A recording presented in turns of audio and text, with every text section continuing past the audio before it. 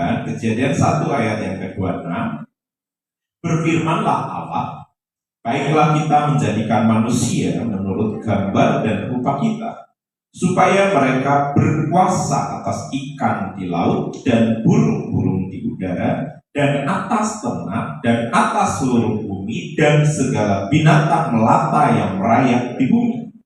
Maka Allah menciptakan, 27 bersama-sama. Maka Allah menciptakan manusia menurut gambarnya. Menurut gambar Allah diciptakannya dia. Laki-laki dan perempuan diciptakannya mereka. Ayat 28 bersama-sama. Allah memberkati mereka, lalu berfirmanlah, beranak cuculah dan bertambah banyak, penuhilah bumi dan taklukkanlah itu, berkuasalah atas ikan-ikan di laut dan burung-burung di udara, dan atas segala binatang yang merayap di bumi. Amin. Puji Tuhan. Menjadi perhatian ada di ayat yang ke-26. Di situ dikatakan Allah, baiklah kita menjadikan manusia menurut gambar rupa kita. Perhatikan kata supaya mereka berkuasa. Bapak Ibu Saudara boleh garis bawahi kata supaya mereka berkuasa. Baru setelah kata berkuasa dilanjutkan berkuasa atas apa? Dijelaskan. Penjelasannya secara detail di sana apa yang harus dikuasai oleh manusia. Jadi ini adalah rencana awal Allah untuk manusia, yaitu untuk menjadi rekan sekerja Allah, atau dalam bahasa lainnya penata layannya Allah. Penata layannya Allah. Menjadi orang-orang atau menjadi umat yang bergaul dengan Allah, tetapi di satu sisi juga melakukan apa yang menjadi rencana Allah. Manusia diciptakan untuk menjadi objek kasih, sasaran kasih dari Allah. Penciptaan hari pertama, hari kedua, hari ketiga, hari keempat, hari kelima, tujuannya untuk satu, supaya manusia yang diciptakan oleh Tuhan bisa tinggal dan hidup di dalamnya. Maka Bapak Ibu Saudara, kalau Bapak Ibu Saudara percaya kepada firman, maka Bapak Ibu Saudara tidak termasuk pada teori Darwin. Yang pernah belajar IPS, teori Darwin itu apa? Big Bang, berproses. Bahkan dikatakan dari monyet jadi manusia. Bapak Ibu Saudara, bukan dari monyet menjadi manusia, bukan. Tetapi Bapak Ibu Saudara langsung diciptakan oleh Tuhan, bentuk wujudnya langsung manusia. Tidak berevolusi terlebih dahulu. Kenapa Allah menciptakan manusia dan Allah ingin Dia menjadikan kita objek kasih Allah? Apa objek kasih Allah itu? Pertama, untuk menikmati persekutuan yang indah dengan Bapa, seperti Bapa dengan anak. Yang kedua, untuk mengatur, untuk mengurus segala sesuatu yang Allah ciptakan.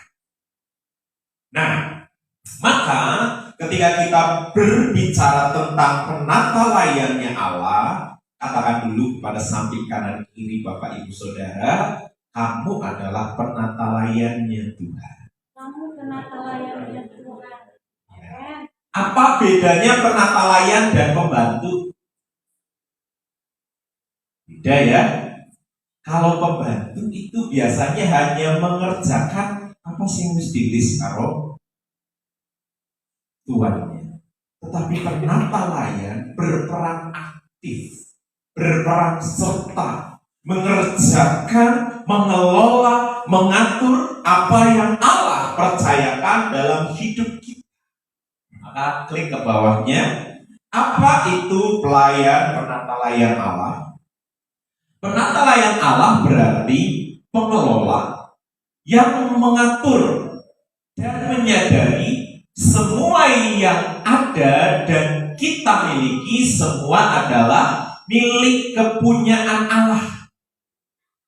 Baik itu hidup kita, apakah Bapak Ibu Saudara mengakui bahwa hidup Bapak Ibu Saudara adalah milik Tuhan? Amin. Karena ada yang belum mengakui. Yang kedua, apakah Bapak Ibu Saudara juga mengakui waktu yang kita miliki itu juga dalam kesempatan dari Tuhan? Ya, bahkan harta yang kita miliki semua juga adalah milik Tuhan. Keluarga yang kita miliki, anak-anak yang kita miliki, pekerjaan, semua yang kita miliki adalah milik kepunyaan Tuhan. Maka coba buka dulu Mazmur 24 ayat 1 ya. Cepet-cepetan yang ketemu langsung dibaca ya. Mazmur 24 ayat yang ke-1. Apa yang dikatakan oleh Mazmur 24 ayat 1? Yang ketemu bisa langsung dibaca dengan suara yang keras. Ketemu? Tuhanlah yang punya bumi serta segala isinya, dan dunia serta yang diam di dalamnya. Iya, Tuhanlah yang mempunyai bumi dan segala isinya. Terus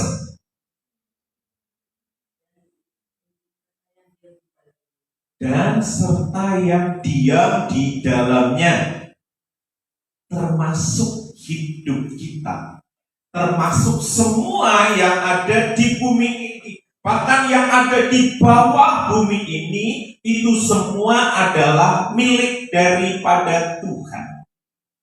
Maka saya rindu membawa Bapak Ibu Saudara kepada pemikiran Allah dalam rencananya yang semula. Karena hidup kita manusia sekarang sudah tidak lagi berporos pada apa yang menjadi rencana Allah, tetapi berporos pada aku. Ya, maka klik ke bawah. Kejatuhan manusia ke dalam dosa membuat manusia lupa bahwa mereka diciptakan untuk menjadi penata layarnya Allah.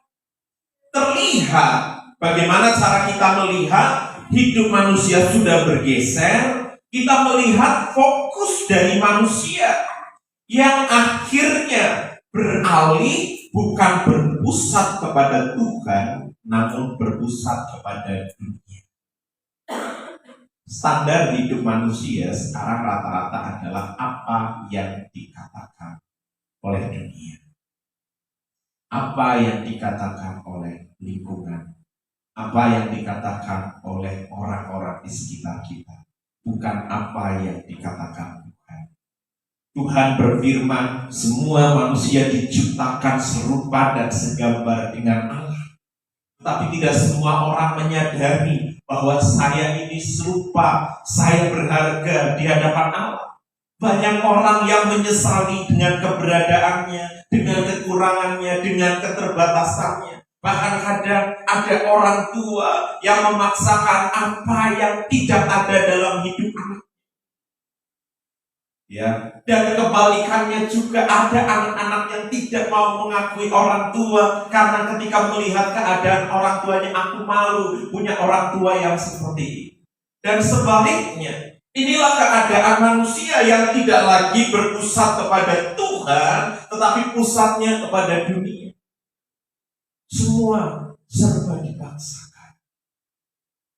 Sehingga penilaian atas diri seseorang ditentukan dan dilihat oleh ukuran-ukuran dunia. Ada seorang anak, dia memang punya kekurangan banyak, tetapi dia juga punya kelebihan. Tetapi kadang ada juga orang tua yang ingin anakku harus sempurna dalam semua hal.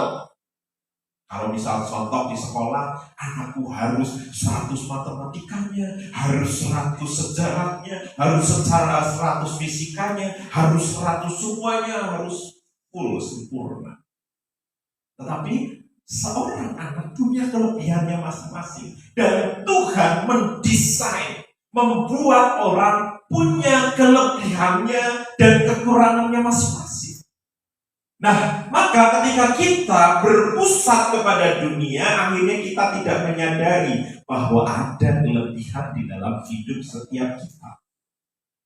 Sehingga kadang takaran keberhasilan dan ukuran keberhasilan seseorang disamaratakan. Orang kalau berhasil, kalau bla bla bla bla. Lingkungan menilai orang yang berhasil kalau uangnya banyak. Maka kalau kamu uangnya nggak banyak, kamu nggak berhasil. Orang menilai keberhasilan seseorang dari segi materi. Kalau materimu nggak banyak, kamu nggak berhasil. Orang menilai keberhasilan seseorang dari segi kepintarannya. Jadi kalau kamu udah pintar, kamu itu tidak berhasil. Dan lain sebagainya. Ada takaran-takaran keberhasilan karena pusat manusia bukan lagi kepada Allah, tetapi kepada dunia. Sehingga nilai-nilai dunia dijadikan sebagai ukuran. Nilai kamu kalau mau berhasil itu seperti ini. Nah, sehingga akhirnya banyak orang tidak menyadari betapa pentingnya kehidupan kita, fungsi kehidupan kita sebagai penata layar. Maka kita melihat kejatuhan membuat manusia berpikir dan melakukan segala sesuatu. Ya, sumbernya adalah untuk aku, keluargaku, anakku, pekerjaanku, masa depanku, waktuku, hartaku, hidupku, dan semuanya orientasinya adalah tentang aku. Mereka lupa kita manusia yang diciptakan serupa dan segambar dengan Allah. Kita hanyalah ciptaan yang akan hidupnya berhasil dan bahagia saat dia melekat kepada penciptaan. Tetapi sebagai penata layar Allah, orientasi itu sudah berubah. Semua tentang hidup adalah tentang aku. Padahal rancangan mula Allah, kebahagiaan manusia bukanlah tentang aku, tetapi tentang kita. Antara manusia dengan pencipta dan manusia dengan sesama. Itulah kebahagiaan yang sejati yang Tuhan berikan dalam hidup kita. Maka saat kita mulai merasa bahwa semuanya tentang aku, disinilah muncul persoalan, Bapak Ibu Saudara. Persoalan datang silih berganti. Maka kita melihat apa yang terjadi pada Adam, manusia pertama. Inilah ketika kehidupan sudah mulai berbicara tentang aku. Ada manusia pertama berpikir, aku mau hidup tanpa diatur Tuhan, kehendakku, waktuku, kebebasan. Ya, ini sebelum manusia jatuh ke dalam dosa. Godaannya adalah berbicara tentang apa di situ? Dan mau diatur Tuhan, itu kembali berbicara tentang kehendakku. Aku mau coba hidup tanpa aturan dari Tuhan. Aku mau hidup dengan kehendakku. Setelah berpikir tentang kehendakku, waktu dan kebebasan. Padahal manusia diciptakan untuk menjadi penata layarnya Allah, untuk mengatur setiap waktu dan kesempatan yang Tuhan beri dalam hidup kita. Untuk bergaul dengan Allah, itu yang pertama-tama. Yang kedua, untuk mengerjakan apa yang Allah perintahkan untuk kita kerjakan. Karena tadi di ayat yang ke-28, memang Allah berfirman, Allah memberkati mereka. Siapa mereka? Manusia. Untuk apa? Di sana dikatakan Allah berfirman kepada mereka, beranak cucu dan bertambah banyak, penuhilah bumi. Maka di situ ada kata dan taklukkanlah, itu berkuasalah. Ada sesuatu yang akan kita kerjakan. sebagai penata layaknya Allah. Ada tindakan, ada action. Memang Allah sudah memberkati, Allah sudah menyertai, tetapi ada bagian yang harus kita kerjakan dalam hidup kita. Tetapi yang pertama-tama adalah mulailah hidup kita dengan Allah. Setelah itu kita mengerjakan apa yang menjadi perintah. Tetapi dunia sekarang bergeser. Bukan lagi yang pertama-tama tentang Allah, tetapi pertama-tama tentang aku. Tentang apa yang akan menjadi pekerjaanku hari ini, usahaku, keluargaku hari ini. Ketika hari yang baru Tuhan berikan, kita tidak mulai dulu dengan Tuhan, tetapi kita mulai dengan dunianya. Ini kebalik. Maka kenapa banyak orang akhirnya gagal? Karena hidupnya sudah tentang aku, bukan lagi tentang kita. Itu saya dengan Tuhan. Tetapi sebagai penata layar, kita harus mulai rombak pikiran. Hidup kita bukan tentang aku, tetapi hidup ini tentang kita. Maka ketika Allah menciptakan manusia, baiklah menciptakan manusia serupa dan segambar dengan Allah, yang sama dengan Dia untuk sebuah hubungan. Maka Allah mau menjadikan kita sebagai penata layarnya. Kenapa kita dikatakan makhluk yang spesial di hadapan Allah? Bapak Ibu Saudara bisa bayangkan, Dia mencipta langit segala isinya rela datang hanya untuk menyelamatkan kita. Di renungan firman Tuhan kemarin tentang buah roh kesetiaan, ketika kita memandang salib, kita menyadari bahwa kita adalah orang berdosa. Tetapi di saat yang sama, saat kita memandang salib, kita melihat bahwa saya, Bapak Ibu Saudara semua adalah orang-orang yang berharga di hadapan Allah. Maka Ia rela datang ke dunia ini untuk menyelamatkan kita. Tetapi manusia masih berpikir bahwa Allah jauh. Padahal Allah sudah memulihkan kembali hubungan kita dengan Bapa di surga ketika Yesus mati di atas kayu salib. Supaya yang tadi manusia ada di tengah, dia mulai dengan aku. Yang tadi dia mau menyeberang supaya memulai dengan Bapa, tapi tidak bisa karena dosa. Yesus menyelesaikannya. Sekarang itu sudah selesai. Sekarang kita bisa mulai kapan saja waktu kita. Aku mau mulai dengan Bapa di surga. Saat kita sudah selesai, kita masuk ke dunia, kita mengerjakan apa yang menjadi bagian kita dengan Tuhan. Maksudnya apa? Mulai setiap waktu kesempatan yang Tuhan berikan dalam hidup kita, mulailah dengan Tuhan. Tidak ada jalan yang lain kalau kita mau berhasil, kita mau bahagia, kita mau sukses dalam hidup ini. Tidak ada jalan lain bagaimana hidup kita bermanfaat di dunia ini kalau kita tidak mulai dengan Tuhan. Ketika kita mulai hidup kita dengan aku, kita akan menilai manusia itu tidak objektif. Kita akan menilai manusia menurut pikiran kita. Ketika kita mulai dengan Tuhan, maka ketika kita melihat orang-orang yang menurut kita tidak berharga sama sekali, Roh Kudus bisa membisikkan di dalam hati kita, itu berharga di hadapan. Sekalipun dia gembel, sekalipun dia miskin, sekalipun dia tidak punya apa-apa, sekalipun dia punya kelemahan, sekalipun dia punya keterbatasan, sekalipun dia seringkali jatuh bangun di dalam dosa, sekalipun dia rusak, sekalipun dia hancur, tapi saat kita memulai hidup kita dengan Tuhan, kita akan bisa menilai sesuatu dengan objektif, karena kita melihat dia berharga di hadapan Tuhan. Dan Bapak Ibu Saudara semua di tempat ini juga berharga di hadapan Tuhan. Amin. Semua berharga di hadapan. Tetapi manusia lebih memilih, ada berpikir, aku gak mau hidup diatur Tuhan, aku mau hidup dalam kehendakku, aku mau hidup di dalam kebebasan. Makanya tadi lagunya, mengiringmu seumur hidupku, masuk dalam rencanamu Bapa. Kenapa harus masuk dalam rencanamu Bapa? Karena seringkali kita hidup dalam rencana kita. Kita sudah punya plan A, plan B, plan C, plan D. Tapi kita lupa membawa semua plan itu sama Tuhan. Tuhan, ini rencanaku benar enggak?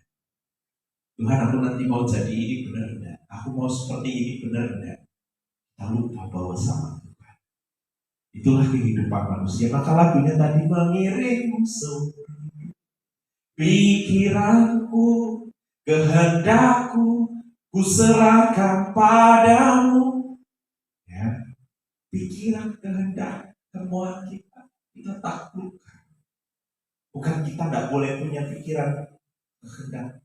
Boleh kita memikirkan apa yang ingin kita buat ke depan. Itu harus. Tetapi semua yang kita pikirkan, kita bawa dalam hadirat Tuhan.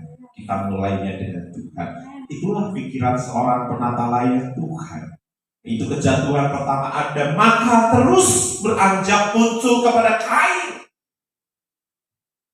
Ya, ketika hidup sudah berfokus kepada aku, hidupnya yang pertama tidak mau diatur Tuhan. Yang kedua, akhirnya muncul persaingan yang tidak sehat. Membandingkan diri, iri, dendam, membunuh. Ya, itu sudah masalah. Ketika Bapak Ibu Saudara tidak memulai hidup dengan Tuhan, sebenarnya awalnya dia bisa hidup bahagia dengan apa yang ia miliki, apa yang sudah Tuhan percayakan dalam hidup. Tetapi begitu Bapak Ibu Saudara dia di kehidupan yang nyata, Bapak Ibu Saudara mulai membandingkan. Kalau dia punya aku nggak punya. Ya, kalau dia punya itu, aku nggak punya. Kalau dia lebih ini, aku udah. Mulai dibandingkan Kain, kakak dan adik, hanya karena masalah persembahan. Hal yang benar yang seharusnya Kain lakukan bukan membunuh adik. Membunuh bukan jalan keluar. Jalan keluarnya adalah tanya sama Tuhan, apa yang salah dari persembahan yang aku buat? Seharusnya seperti itu. Sampai persembahanku tidak diterima oleh Tuhan. Itulah akibat ketika hidup mulai fokus kepada aku. Kain merasa dia adikku, kok dia lebih unggul daripada aku. Aku juga sudah membawa yang terbaik, tapi kenapa dia lebih unggul dari aku? Maka disitulah muncul persoalan fokus hidup kepada. Yang ketiga di situ ada Lamek. Ini juga keturunan dari Kain.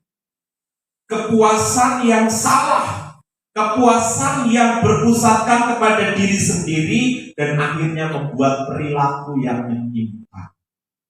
Lamek, laki-laki pertama yang berpoligami di Alkitab. Itu namanya Lamek. Anak dari Kain. Istrinya lebih dari satu. Ya. Dan dia punya masalah demi masalah yang lain. Nah, maka Bapak Ibu Saudara, inilah masalah ketika kita membicarakan tentang menjadi penata layangnya Allah. Maka kejatuhan membuat manusia berpikir bahwa hidup adalah tentang aku. Maka manusia hidup berpusatkan pada diri sendiri. Maka ada 3 hal yang menjadi fokus manusia ketika manusia jatuh di dalam dosa. Yang pertama adalah hidupku. Bapak Ibu Saudara di tempat ini, siapa yang menyadari bahwa hidup Bapak Ibu Saudara adalah milik Tuhan? Apakah Bapak Ibu Saudara menyadari betul bahwa hidup kesempatan ini adalah milik Tuhan? Tapi banyak orang tak menyadari bahwa hidup ini milik Tuhan. Hidup ini milikku. Sehingga semua dipikir, ditanggung, dipikul sendiri. Maka kenapa banyak hari-hari ini orang stres? Ya, karena dia pikul beban itu sendiri tanpa ia bercerita dengan penciptanya. Tuhan, hari ini berat banget Tuhan. Kayaknya rasanya aku gak kuat nanggung hari ini. Aku ingin angkat tangan. Aku ingin nyerah dengan keadaanku. Kalau orang gak punya Tuhan gak bisa cerita kayak tadi. Dia akan pikir, dia pikir. Sampai akhirnya apa? Stres. Puji Tuhan hanya kalau stres. Kalau sampai ke ruang sakura di Banyumas. Wah iya. Ya, di Banyumas itu RSUD Sakura ada ya. Di sana. Jangan sampai Bapak Ibu Saudara. Kenapa? Orang yang menyadari bahwa hidup ini bukan milikku tapi milik Tuhan. Setiap hari dia akan selalu belajar untuk dia beritahukan Tuhan. Hari ini berat loh Tuhan. Sepertinya saya tidak kuat. Tapi saat kita serahin sama Tuhan, Bapak Ibu Saudara, kadang memang rasanya berat sekali. Pikul bebannya itu Tuhan. Tetapi nggak terasa tetesan air mata kok mengalir. Dan begitu kita cerita, semua diceritain semua sama Tuhan. Ya, nanti rasanya plong. Ya, terus ada firman Tuhan yang menguatkan kita, yang memberi satu pengharapan ke dalam hidup kita, yang membuat kita bisa melihat semua akan baik-baik saja bersama dengan Tuhan. Ya, pada waktu saya masih mengajar, ada sebuah dongeng yang sangat menarik. Ya, itu seorang anak kura-kura, ya, yang mau berangkat sekolah. Nah, biasanya kalau memulai sesuatu yang baru, apalagi dengan lingkungan yang baru, pasti takut. Ya, maka cerita ini, sang anak kura-kura ini mau berangkat sekolah. Terus ketika di jalan sekolah, "Ma, nanti jangan tinggalin aku ya, Ma. Tungguin aku di sekolah." "Ya, Nak, semuanya akan baik-baik saja kok." Ya, terus begitu sampai di dekat sekolah, dia melihat orang banyak, ya orang-orang asing yang baru pernah dia lihat. Terus anak kura-kura ini bilang sama mamanya, "Ma, aku takut lihat orang banyak, ya lihat binatang-binatang yang lain juga banyak, ya macam-macam binatang itu, ada anak singa, ada anak kucing, ada anak macam-macam pada masuk sekolah." Ya, terus mamanya bilang, "Nah, tenang, semua akan baik-baik saja." Ya, begitu sampai di sekolah, ada guru yang menyapa, gurunya guru hantu. Ya. Gurunya menyapa, "Hei kura-kura, ayo sekolah," katanya. Kura-kuranya takut, dia belum ngomong, "Wah, takut." Nah, terus mamanya bilang lagi, semua akan baik-baik saja. Pesan yang menarik itu adalah semua akan baik-baik saja. Ya, jadi ketika kita terus belajar untuk berjalan dengan Tuhan, akan selalu ada keyakinan semua akan baik-baik saja saat kita berjalan dengan Dia. Maka hal yang perlu kita sadari dalam hidup kita, hidupku bukannya aku lagi, itu kata Paulus, tapi Kristus dalamku. Hidupnya bukan aku, tapi kita. Aku dengan Tuhan. Maka Yesus berkata, "Belajarlah kepadaku, sebab kuk yang kupasang itu enak dan bebanku pun ringan." Maka hal ini perlu mulai kita ubah sebagai penata layanan Tuhan. Ini bukan tentang hidup, tetapi tentang saya dengan Tuhan. Terus yang kedua, kejatuhan manusia ketika berpikir waktu kita adalah waktu. Ya, maka manusia seringkali kalau berdoa pinginnya cepat dijawab. Padahal lagunya, "Waktu Tuhan pasti yang terbaik." Jawaban doa kita tidak bisa maksa Tuhan. Jawaban doa kita tidak bisa, "Tuhan, hari ini aku berdoa, hari ini jawab Tuhan." Kalau nggak jawab, aku mutung. Ya, pokoknya aku mau jawabannya hari ini. Atau aku pokoknya mau jawabannya A ya A, Tuhan, jangan B, jangan C, jangan nanti dulu, pokoknya hari ini. Kita nggak punya kendali atas waktu kita. Tapi seringkali kita sebagai manusia lupa bahwa waktu ini adalah waktu Tuhan. Sehingga manusia banyak sekali menggunakan waktunya hanya untuk aku, pekerjaanku, sekolahku, aktivitasku, kegiatanku. Sekarang pertanyaannya untuk Tuhannya kapan? Padahal waktu ini bukan hanya tentang untukku, tetapi antara saya dengan Tuhan. Maka kita sebagai penata layang, yang pertama tata hidup kita, yang kedua tata waktu kita.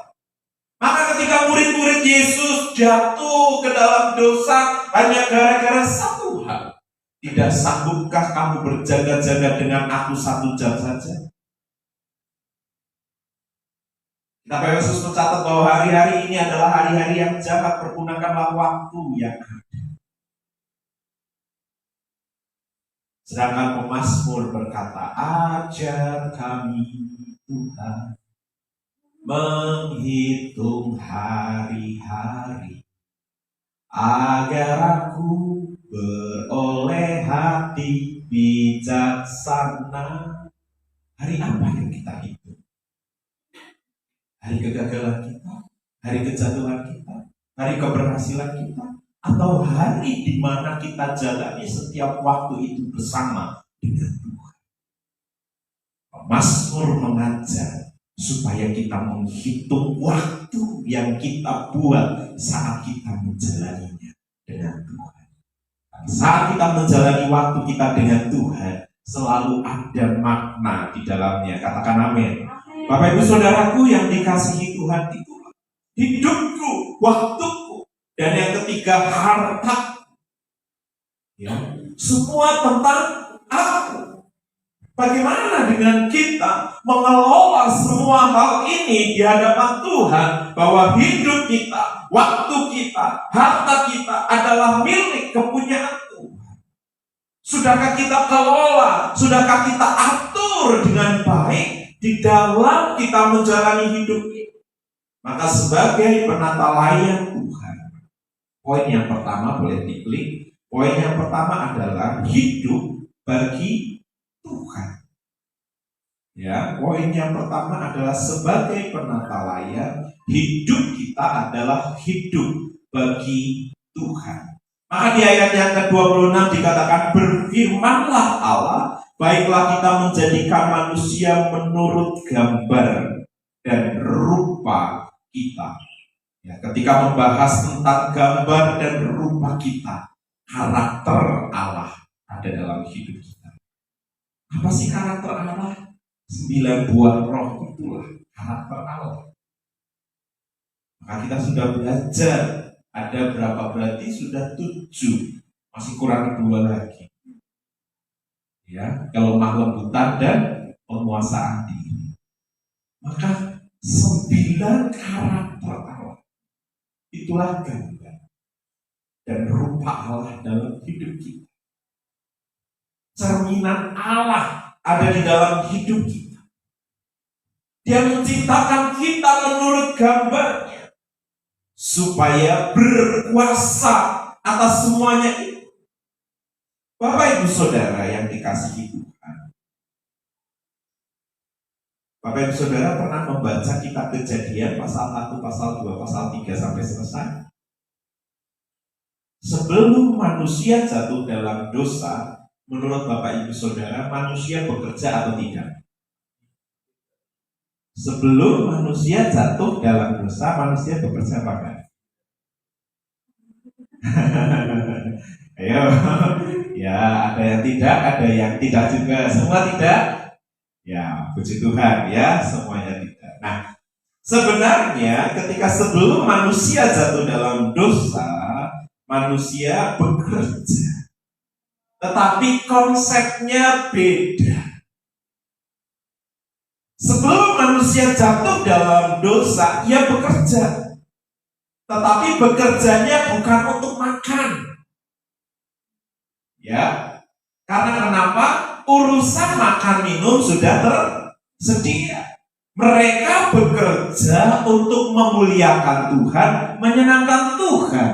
Maka mereka merawat taman, mengatur taman, mengelola taman, memelihara taman, itu semua dikerjakan. Dan kita selalu membaca, kita melihat, dan pagi Allah berjalan di taman. Sebelum manusia jatuh dalam dosa, ketika pagi-pagi Allah datang ke taman itu, apa yang dilakukan manusia? Manusia dengan senang akan menyambut Allah sebagai Bapa. Mereka senang, mereka bergaul, mereka bersuka cita ketika Bapaknya datang. Ada memberi nama kepada binatang-binatang, kepada pohon-pohonan, kepada semua yang diciptakan Allah. Itu yang kasih nama bukan Allah, tetapi ada yang mengerjakan, yang mengatur, yang mengelola segala sesuatunya yang ada di taman. Dia bergaul dengan Allah. Maka kontrasnya adalah ketika manusia jatuh dalam dosa, hidupnya tidak lagi bagi Tuhan. Allah yang biasa pagi-pagi datang ke taman disambut. Ketika mereka dengar langkah Allah berjalan di taman itu, apa yang terjadi dalam hidup mereka? Takut. Mereka bersembunyi, mereka sadar mereka punya salah. Sehingga yang biasa waktu dijalani bersama dengan Bapa, sekarang mereka terpisah. Mereka bersembunyi, mereka diusir. Maka apa yang membedakan pekerjaan ketika manusia belum jatuh dalam dosa dan sesudah jatuh dalam dosa? Sebelum jatuh dalam dosa, manusia bekerja, tetapi pekerjaannya untuk memuliakan Bapa di surga. Tapi sejak manusia jatuh dalam dosa, manusia bekerja untuk makan, untuk perut. Maka dengan susah payah engkau akan mengusahakan tanah, tetapi kau tidak akan menghasilkan hasil yang terbaik. Semak duri akan tumbuh, dan hasil tanah tidak menghasilkan yang terbaik. Maka sejak hari itu manusia yang jatuh dalam dosa, mereka bekerja dan melupakan penciptanya. Mereka bekerja tidak melibatkan penciptanya. Sebelum jatuh dalam dosa, sebelum manusia bekerja, ia bergaul dengan Allah. Tetapi setelah manusia jatuh di dalam dosa, manusia bekerja, tapi seringkali melupakan Allah, Sang Penciptanya yang memberkati kehidupannya. Manusia berfokus bagaimana keberhasilanku, kesuksesanku, hidupku, masa depanku, sehingga mereka menyampingkan Allah nanti dulu, yang penting saya dulu. Maka kita sebagai anak-anak Tuhan, mari kita rubah hidup kita. Kita memulai hidup kita kembali, karena tujuan Yesus datang ke dunia ini untuk apa sih? Kalau yang tadi manusia tidak bisa kembali bersekutu dengan Bapa karena dosa, maka Yesus datang kembali memulihkan hubungan itu, sehingga tirai itu terbelah menjadi dua. Tirai penghalang antara ruang Maha Kudus dengan ruang kudus adalah di mana tempat di mana manusia tidak bisa berjumpa dengan Bapa. Sekarang ketika Yesus mati di atas kayu salib, tirai itu terbelah, penghambat, penghalang antara ruang kudus dengan Maha Kudus sudah tidak ada lagi pemisah. Manusia bisa kembali datang kepada Bapa, supaya ketika manusia menjalani kehidupan di dunia, mengerjakan segala sesuatu yang Tuhan percayakan dalam hidup kita, memang kita akan melihat semak duri, kita akan lihat permasalahan dari dosa-dosa yang dibuat oleh manusia. Tetapi orang yang percaya kepada kepada Yesus, jalan hidupnya akan berbeda karena hidupnya bukan lagi untuk dirinya sendiri, tetapi untuk Tuhan. Sehingga dia harus mulai urutannya. Begitu Bapak Ibu Saudara bangun pagi hari, jangan saya main, cari Tuhan. Berlututlah sejenak, terima kasih Tuhan buat hari ini. Tuhan tolong pimpin saya untuk saya bisa menjalani hari ini. Memang saya harus bekerja, tapi pekerjaan saya sekarang berbeda. Sekarang saya bekerja di tempat di mana semak duri ada. Saya bekerja di dunia yang sudah terkutuk ini, tapi saya sudah diselamatkan oleh Tuhan. Saya mau hidup sekalipun masih di dunia ini, tapi dalam berkat yang beda. Karena ada persekutuan dengan Bapa di surga. Maka mulailah dengan Bapa kita. Maka hidup kita adalah hidup bagi Tuhan. Hidup yang berpusatkan kepada Tuhan. Maka waktu yang terbaik yang pertama yang harus kita berikan, mulai hari kita dengan Tuhan. Selama masih bisa dikatakan hari ini, saat ini. Ya, maksudnya apa? Kalau saat ini kita bangun, ya langsung mulai dengan Tuhan. Karena saat sebentar kita tidak tahu. 5 menit ke depan kita tidak tahu. 10 menit tidak tahu. 1 jam kita tidak tahu. Jadi kita punya waktu itu sebenarnya saat ini. Maka firman Tuhan berkata, saat ini juga saat engkau mendengarkan firman Tuhan, ya, berbalik pada jalan Tuhan. Karena kita hanya punya kesempatan saat ini. Nanti itu udah bukan kesempatan kita. Sudah beda. Maka yang pertama, hidup bagi Tuhan. Ya. Terus yang kedua, waktuku milik Tuhan.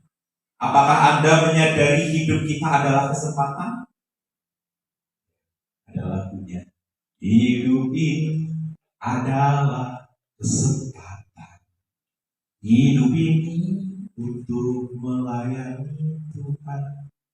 Jangan sia-siakan waktu yang Tuhan beri. Hidup ini hanya sementara, berbatas.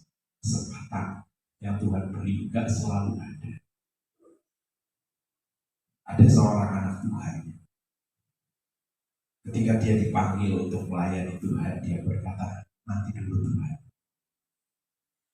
saya masih muda, saya pintar, saya punya kecerdasan, saya punya masa depan yang baik untuk hidup saya. Saya mau mengejar apa yang menjadi keinginan saya dulu, keinginan Tuhan. Sampai pada akhirnya, ya, ketika pada suatu hari dia mengalami sesuatu yang dia tidak inginkan, ya, sampai akhirnya di bagian kakinya harus diamputasi, ya, dia tidak sebaik seperti yang dulu lagi. Maka doanya lucu, kalau Tuhan sembuhkan saya akan melayani Tuhan. Ya, ketika dia memberikan di sisa kakinya, akhirnya harus diamputasi. Tapi Tuhan izinkan kakinya diamputasi, dipakai oleh Tuhan. Ya, ketika dia sudah kakinya sembuh, diamputasi, terus dia pakai kaki besi, ya, besi. Terus dia pelayanan ke daerah Afrika. Ketika dia melayani di sana, di Afrika masih ada suku yang kanibal, ya, suku kanibal. Nah, terus ketika dia melayani di sana, dia tertangkap, ya, di Afrika ditangkap, ya, karena ini orang asing masuk ke sana, ya, biasanya mereka akan persembahkan dan biasanya dimakan rame-rame. Nah, ketika anak ini ditangkap di Afrika terus mau dipersembahkan, ya. Nah, pas dia lagi ada di kurungan, dia lagi ngerasa capek kakinya Tuhan. Tapi aku juga sudah mau mati, dia lagi berputus asa dengan kehidupannya. Ya udah, kan kakinya itu bisa dilepas-lepas loh. Terus dia lepas lagi. Tiba-tiba ada penjaga yang lihat, dewa ini, kok bisa kakinya dilepas pasang begitu? Wah, dia panggil temannya lagi. Ada dewa katanya. Ya dia cerita ini katanya dewa karena kakinya bisa dilepas pasang. Ya, sehingga akhirnya karena kaki yang lepas pasang itu dia menjadi selamat. Dan akhirnya dia bisa menceritakan tentang Yesus Kristus. Dia cerita dulu.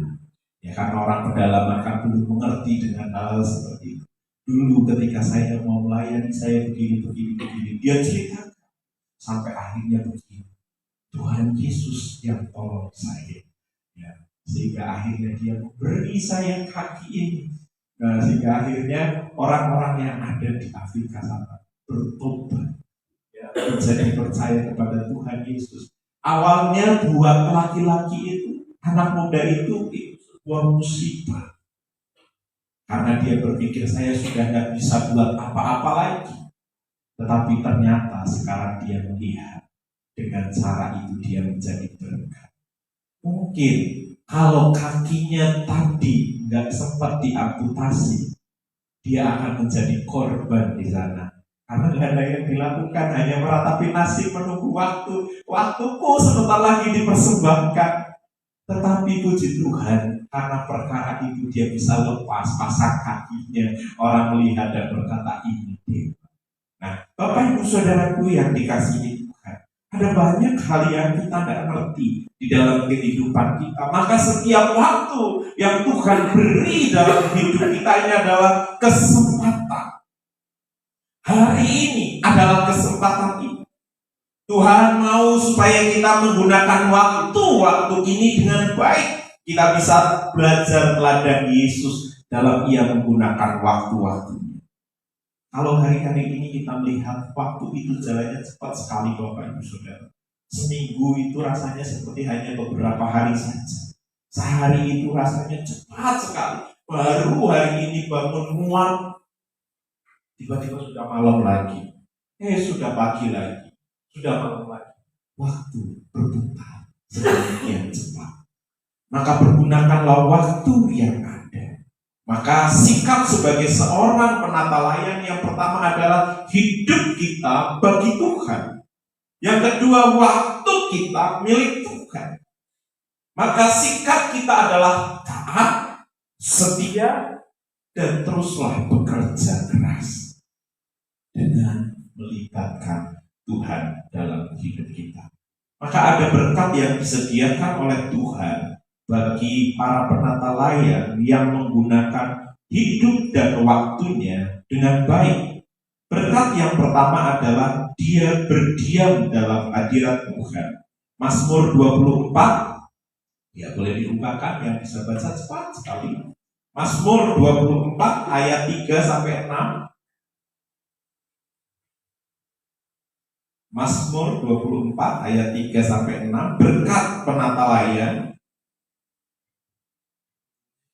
Siapakah yang boleh naik ke atas gunung Tuhan? Siapakah yang boleh berdiri di tempatnya yang kudus? Orang yang bersih tangannya dan murni hatinya, yang tidak menyerahkan dirinya kepada penipuan, dan yang tidak bersumpah palsu. Dialah yang akan menerima berkat dari Tuhan dan keadilan dari Allah yang menyelamatkan dia. Namanya Itulah angkatan orang-orang yang menanyakan dia, yang mencari wajah-Mu, ya Allah Yakub. amin. Ya, jadi berkat apa yang diterima oleh penata layan? Yaitu yang pertama, berdiam dalam hadirat Tuhan. Bapak Ibu, kita bisa diam di hadirat Tuhan, itu berkat yang luar biasa, Bapak Ibu Saudara. Karena di hadirat Tuhan, apa yang mustahil buat kita, di sana kita akan melihat ada banyak mujizat-mujizat Tuhan. Mungkin Bapak Ibu Saudara sudah berputus asa ketika melihat keadaan hidup kita. Tetapi saat Bapak Ibu Saudara ada di dalam hadirat Tuhan, saat Bapak Ibu Saudara mengangkat tangan, Di saat Bapak Ibu Saudara berlutut kepada Tuhan, di saat Bapak Ibu Saudara meneteskan air mata di hadirat Tuhan, di sana ada tangan Allah yang bekerja. Bukan hanya tangan Allah yang bekerja, apa yang dikatakan di ayat yang ke-6, itulah angkatan orang yang menanyakan Dia, yang mencari wajahnya, ya Allah Yakub. Ia akan menikmati pemeliharaan, penjagaan, pengawasan yang daripada Tuhan. Orang-orang yang menjadi penata layaknya Tuhan, menggunakan hidup dan waktunya dengan baik, ia akan menikmati. Bahkan ia bisa berdiam dalam hadirat Tuhan, bukan hanya hari ini, tapi sampai akhir zaman, bahkan sampai di kekekalan. Maka ada istilah yang sederhana, saya berkata, Bapak Ibu Saudara, untuk apa Bapak Ibu Saudara masuk ke surga? Tapi kalau Bapak Ibu Saudara tidak senang dengan yang punya surga, nanti bosan, ketemu Tuhan mani. Esok ketemu Tuhan, siang ketemu Tuhan, sore ketemu Tuhan. Terus nanti bilang sama Tuhan, bosan, ketemu terus. Ya wis kayak main nyong yang mentungan. Terus mau metu kemana? Pilihannya dua, surga sama neraka. Ya wis Tuhan harus jalan-jalan di sini paling neraka lah ya. Ya agar bisa paling maning ya. Nah, jadi berdiam di hadirat Tuhan ini latihan kita untuk kita senang dekat dengan Bapak kita. Di dunia aja nggak senang sama Bapak kita, gimana nanti di sana? Tiap hari Bapak Ibu Saudara ketemu. Ya. Terus yang kedua, berkat seorang penata layak. Ya, berkatnya adalah ada di ayat Roma 8 ayat 28. Allah turut bekerja untuk mendatangkan kebaikan bagi siapa? Mereka yang mengasihi Dia. Allah turut bekerja dalam segala sesuatu untuk mendatangkan kebaikan. Ya, ada banyak kebaikan yang menurut kita itu sesuatu yang jahat. Dulu saya berpikir, ya, ketika saya masih kecil gak ada yang memperhatikan. Sudah, saya pikir dunia ini jahat, hidup ini jahat, semuanya jahat. Itu yang saya pikirkan. Menjalani kehidupan di dalam kesulitan, saya pikir itu semua jahat. Saya berpikir saya gak akan punya masa depan. Selesai sudah hidup saya hanya akan menjadi ya seorang yang biasa saja. Bahkan mungkin gak terpandang, gak terlihat, orang akan menghiraukan saya. Saya hanya berpikir sudah nasib hidup saya. Tapi ketika hidup dengan Tuhan, manusia boleh mereka-rekakan hal yang jahat atas hidup kita. Keadaan hidup kita mungkin tidak sebaik seperti apa yang kita pikirkan. Tapi saat Bapak Ibu Saudara berjalan dengan Tuhan, kau akan melihat tangan Tuhan bekerja dalam hidup. Ada seorang anak Tuhan yang berkata, Pak Wijaya, hidup saya berat Pak Wijaya. Saya punya anak, punya keterbatasan. Ya, dia sudah berputus asa dengan keterbatasan anak-anaknya. Ketika saya ngajar, ada anak-anak yang ya secara fisik bagus, tetapi secara mental, psikologi tidak bagus. Ada yang jalan susah, ada yang banyak hal kekurangan. Orang tuanya berkata ini, gimana ini? Ada orang yang sudah putus asa dengan keadaan. Tapi selalu saya kuatkan, Tuhan punya rencana atas kehidupan anak. Suatu hari nanti ketika kau lihat pekerjaan tangan Tuhan terjadi dalam hidup anak ini, kau akan memuliakan Tuhan dengan mulut. Mungkin hari ini engkau dipenuhi dengan tetesan air mata, dengan tangisan. Sama seperti ketika Yesus bertanya, menurut kamu, siapakah yang berdosa dari orang tua yang punya anak 38 tahun buta? Tapi Yesus berkata, Tuhan izinkan itu. Tidak ada yang salah. Orang tuanya tidak salah, orang itu juga tidak salah. Tapi Tuhan pakai anak ini untuk memuliakan nama Tuhan. Maka ketika dia sembuh, dia bisa bercerita kepada semua orang. Dan banyak orang bertobat karena hal yang dipikir buat anak itu 38 tahun butanya dari lahir. Bapak Ibu Saudara, secara ilmu medis orang lahir buta itu tidak ada sarana untuk menyembuhkan orang Bahkan ketika harus dipasang pencakokan mata pun itu tidak bisa. Karena syaratnya sudah memang dari lahir, tidak bisa. Tetapi apa yang mustahil bagi dunia, mungkin bagi Allah. Amin. Allah sanggup melakukan segala sesuatu. Mungkin buat manusia yang sedang menjalaninya ini berat, ini pahit, ini susah. Tetapi Allah mendatangkan kebaikan bagi orang-orang yang mengasihi Dia. Terus Mazmur 127 ayat yang ke-7, berkat bagi seorang penata layang, hidupnya diberkati dan beruntung.